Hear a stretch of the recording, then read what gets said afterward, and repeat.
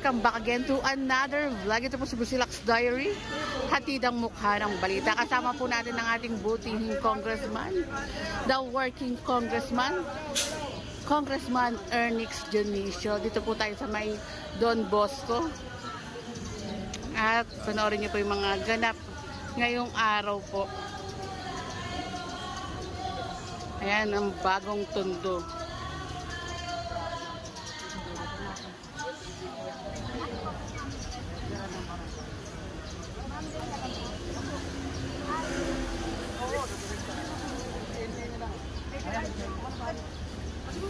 Ayan, nasikasuhin po kayo ng mga staff na sobrang babait po kasi ayun, sumisigaw kay Ernix tayo na talaga naman maasikaso nga po at all smile. Yes, man! Ay, sorry po.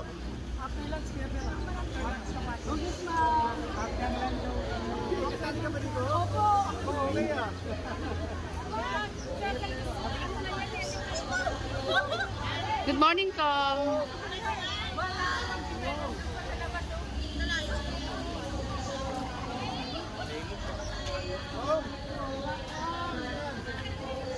Ay, siyak, sorry.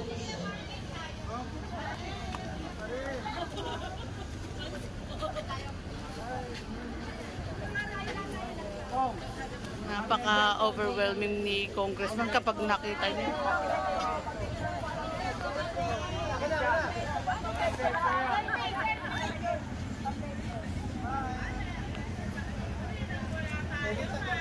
Opo, mga taga-Congressman.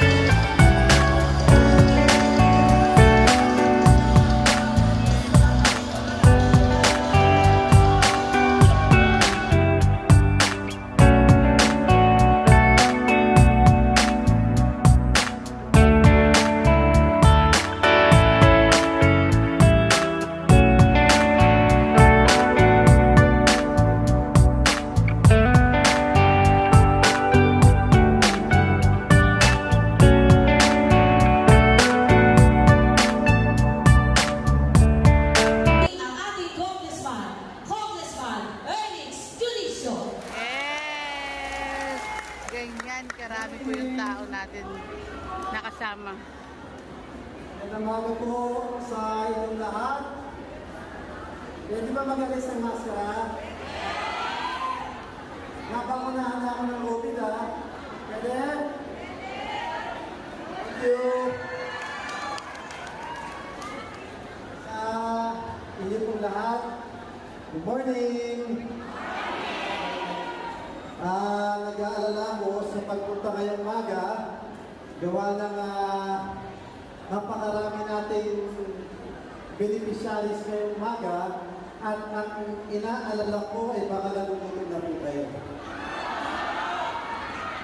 Taas ka kamay, mga nagugutom na. Doon sa Mepritil, sa Mepritil, may bagong Jollibee na tayo. Nakakain na kayo doon? Taas ang kamay nakakain na doon. O, taas ang kamay hindi pa. Pagkatapos ito, gusto nyo, bimiretso tayo doon. Yes! Nilibre nyo ako. Mula po sa pamilya ng Asenso Madaleno, pinangungunahan, kilala niyo si Isko? Yes! Kilala niyo ba si Yorme Isko? Yorme!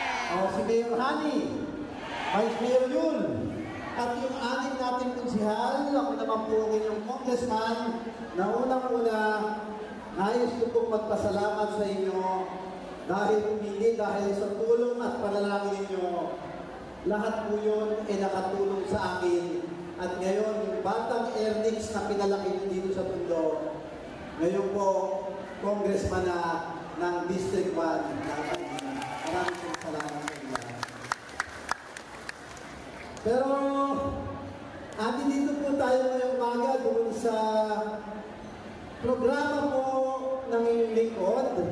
At syempre, ito po ay programa ng ating Pangulong Bongbong Marcos. Palakpakan niyo naman si President Bongbong Marcos. At programa po ng Speaker of the House, ang pinuno namin mga congressman, ang Speaker of the People o Boses ng Bayan, palakpakan niyo rin si Speaker Martin Romualdez. Ito po programa nito ay bagong programa ng pamahalaan. Ang tawag nila AKAP. O yung AKAP, niyayakap kayo. Pero naisip ko, ngayon na meron tayong pang-ayuda sa inyo, di kaya maganda maibigay naman natin yung sa masisipag, hardworking, at laging nagsasakripisyo ng mga vendor natin dito sa mundo. Alam niyo kung maikikwento ko lang sa inyo ng kaunti. Sino sa inyo nakakakilala sa tatay ko si Jonix? Taas nga kamay, kilala si Jonix. Kung kilala yung tatay ko, ito marahil hindi na iba nakikilala yung lola ko, nanay ng tatay ko. Sino sa inyo mga taga-Pretil Market? Palengke ng Pretil. Ayan, taga-Pretil ha. Panay bata na kayo. Sino yung medyo may edad na? Matagal na natin dito sa palengke ng Pretil. Ayan, si nanay. Nanay, kilala niyo ba nanay ng tatay ko? O, kilala niyo si nanay puring ko? Yun doon niya kinuha yung pag-aaral, paggasto sa tatay ko na makapag-aral. Si nanay puring ko, vendor din. Ang nanay ng tatay ko, tindera ng hipon doon sa palengke ng Pretil. Sino nakakaalam nun? O ayan, sila lola dito, alam nila, kaya si nanay. Kaya ako naman, naisip ko na sa tagal ng panahon na maraming nanungkulan, baka maganda namang panahon na mapansin natin yung mga vendor natin dito sa mundo.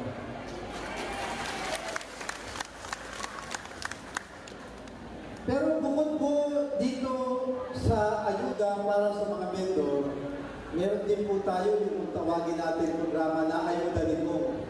Kung saan po lahat na nangangailangan ng pinansyal at medikal, wala pong padrino, tinutulungan po namin lahat. Alam nyo, matanong ko na rin sa inyo sino sa inyo nakakuha na doon sa programa na ayuda nito? Binagbibigay tayo ng pinansyal. Taas ang kamay. Yan, pero ilan-ilan pala. Kaya gusto ko pong ipaalam sa inyo. Bukod po dito sa programa natin, linggo-linggo, meron po tayong ayuda nito na kahit sino sa inyo, pwede pong lumapit sa atin na karagdagang puhunan o karagdagang pinansyal na may tutulong ninyo para sa mga pamilya nyo. Doon nga sa mga nanghihingi. Yung iba, pag tinatanong ko, ilan po ba sa inyo ang una pa lang nakakuha? Nagtataas sila ng kamay. Pag tinanong ko, ilan sa inyo yung pangalawa, pangatlong kuha na? Mga nahihiya na magtaas ang kamay. Lalo-lalo na, pag tinatanong ko yung pang-apat, pang-lima, o kahit pang-10 balik na lapit sa amin. Alam mo, pag nagtaas ang kamay, talagang nahihiya sila. Tila baga na parang pag lumapit ka sa politiko, para bang hirap na hirap silang lumapit. Isa lang po ang sinabi ko sa kanilang lahat. At sa inyo rin po. Huwag po kayong mahiya na paulit-ulit lumapit sa inyong congressman. Dahil hindi po ako magsasawa na tumulong sa bawat isang batang pundo.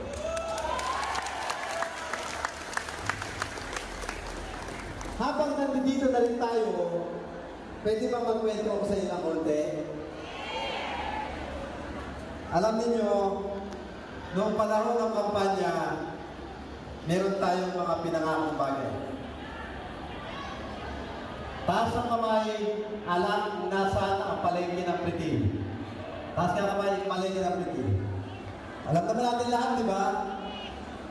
Kung hindi mo alam, hindi ka batang mundo. Katabi ng palengke Pritil, nakita nyo doon yung bagong tayong Jollibee? Gugutom ako bigla. Pagtawid ng Jollibee, nakita nyo ba doon yung tanggapan ng mga dating congressman? Ang tawag nila dati doon, tahanang masa. Nung tumagal, tinawag nilang bulwagan. Ngayon, ako na tinatanong, Congressman, gagamitin mo bang tanggapan yun? Ang sagot ko, hindi po. Yung po,